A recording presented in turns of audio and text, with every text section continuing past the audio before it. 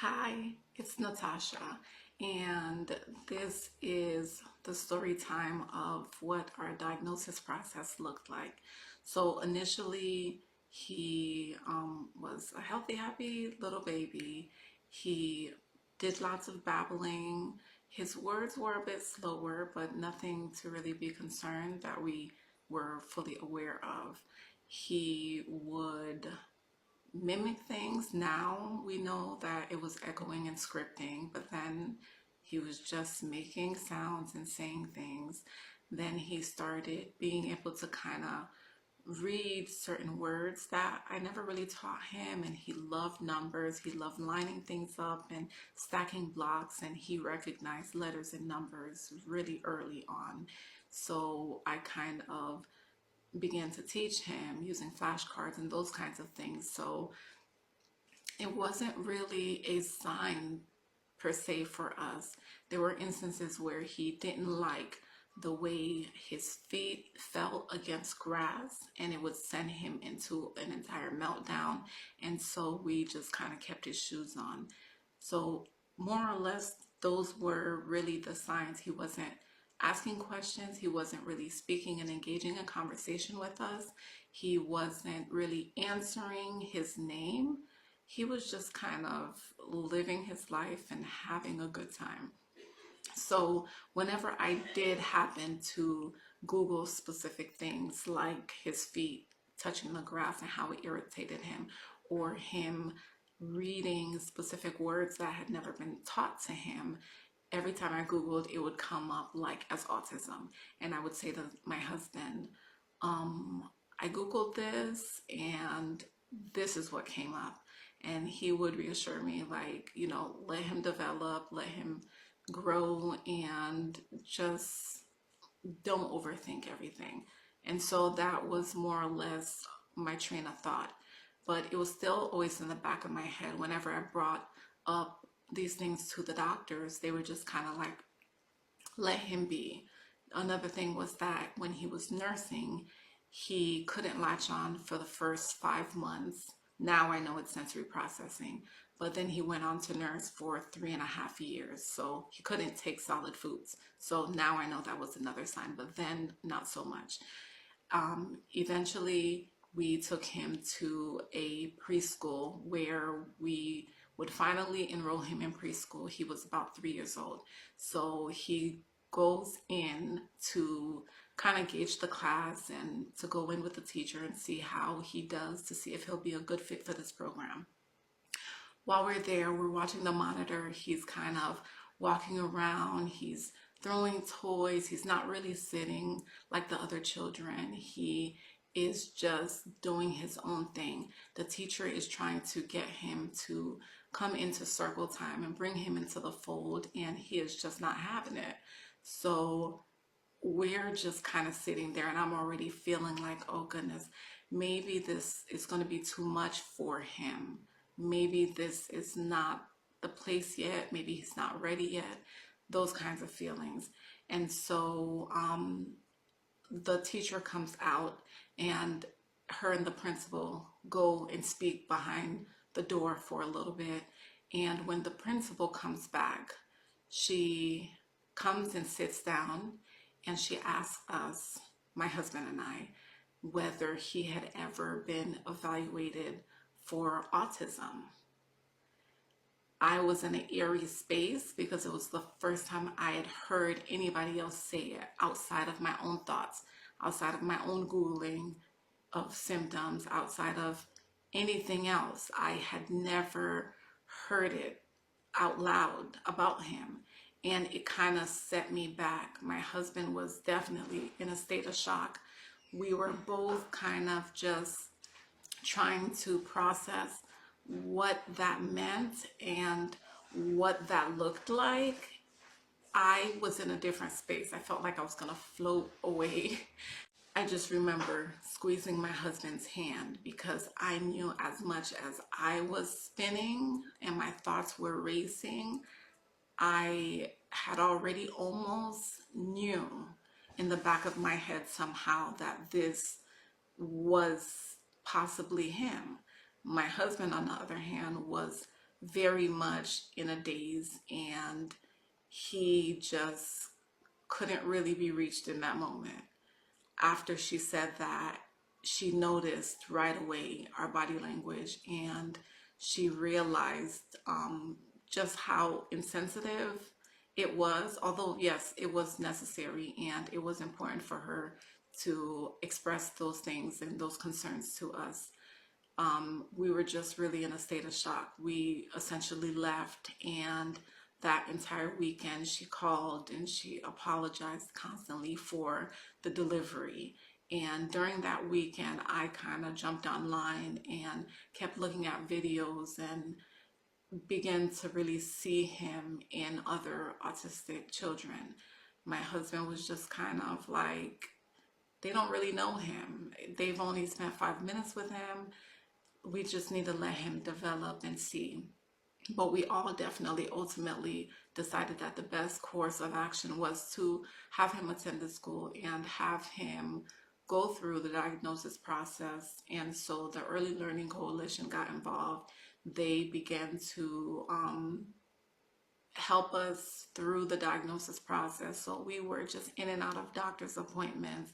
We were in and out of speech evaluations here and there for hours. We were in psychological evaluations. And during this time, we were doing just all of these evaluations. And also, he was in school. The teacher, Miss Luz, she was the woman who identified those traits in him, and she was the one that started the process. And luckily, she had become his preschool teacher. She worked with him on sensory needs.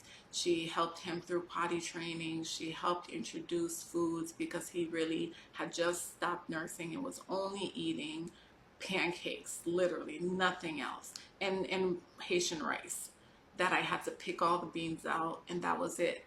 So her aid during this time was so important. She filled in the gaps during the day, and at night I would implement all those other things that she had been working on.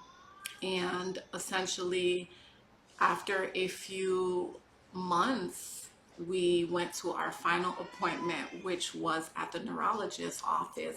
And the neurologist kind of came in, and she was like waving toys and saying, hi, Khalil, trying to get his attention. And he really wasn't paying any mind to her. He came over a few times and he, engaged with us, mom and dad. And so instantly, after about 5, 10 minutes, she wrote down autism, and she let us know that he, in fact, was autistic. And that was the day he got his formal diagnosis. Y'all, to say I cried would be an understatement. I must have wept for an entire week straight. It wasn't because my son was autistic or that he was diagnosed as autistic, but it was the fact that previously I had worked with autistic adults for 12 years before he had even been born.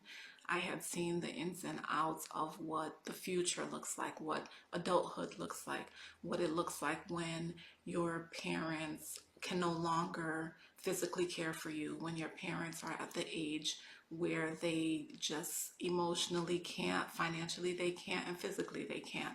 So they have to go to group homes. I've witnessed all different types of families, siblings try to take on the responsibilities and care for their siblings when their parents have aged.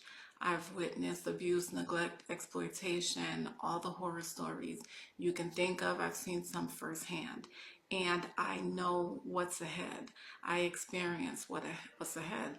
I've seen parents who diligently worked and had the best possible outcomes. I've seen parents who have tried and did what they could, and it might not have been enough.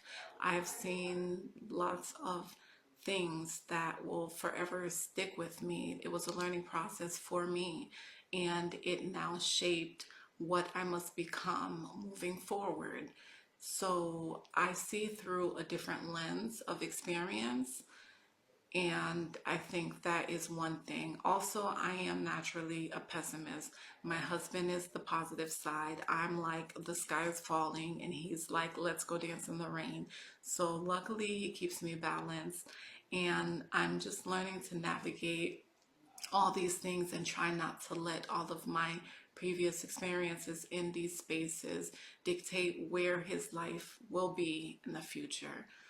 He continued in the preschool and it was going so well. He was making friends, he was super social, he was reading to the other kids, he was having a great time. Although it wasn't in inclusion preschool, they were fantastic with him. The students were really kind and patient with him, and he just ultimately was having a really good time. The Early Learning Coalition began to provide us with speech and OT. Looking back, now I realize that that was the time that he had his first episode of selective mutism. The speech therapist would come twice a week and she would constantly try to engage with him. She would talk to him and get him to speak to her, and he really wouldn't. So we would just get paper after paper about how he was really not speaking to her. But he engaged with her in other ways, so that was really good. He had a fantastic preschool experience.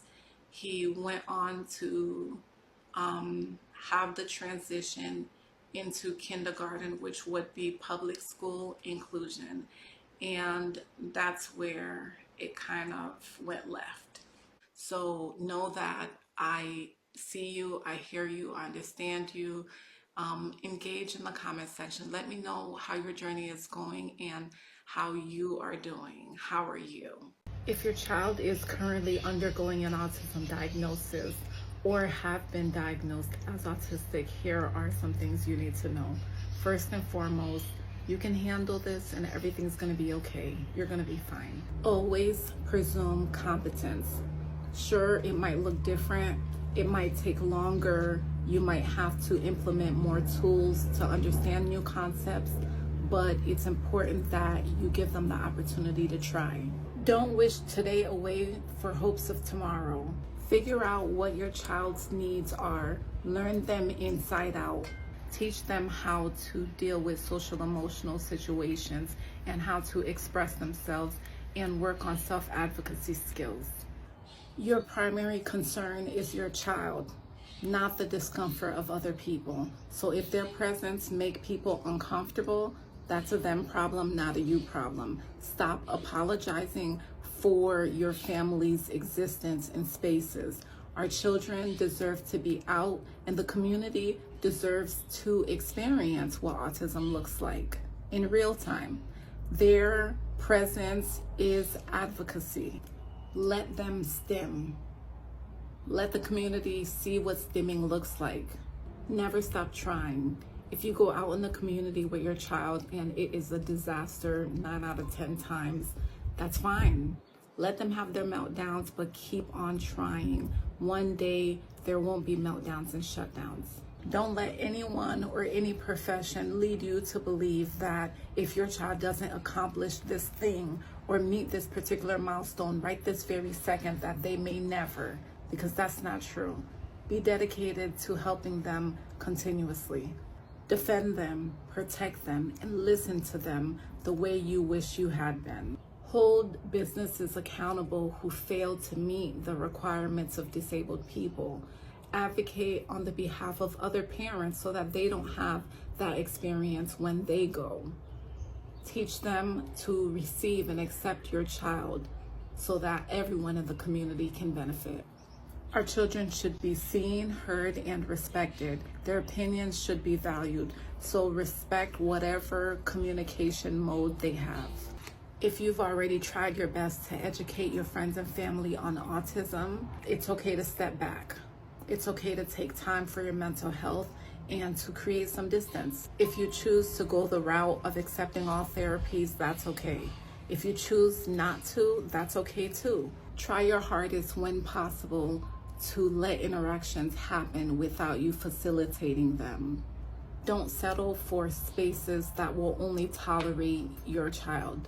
Take them to where they are celebrated. Never stop looking for inclusive spaces. Set and keep your expectations high of your child. Be patient and kind with yourself. It is a continuous process of learning. Take time to rest and recover mentally, physically, and emotionally. Schedule your doctor's appointments. Parents, caregivers, our health matters. We must take care of ourselves so that we can take care of them.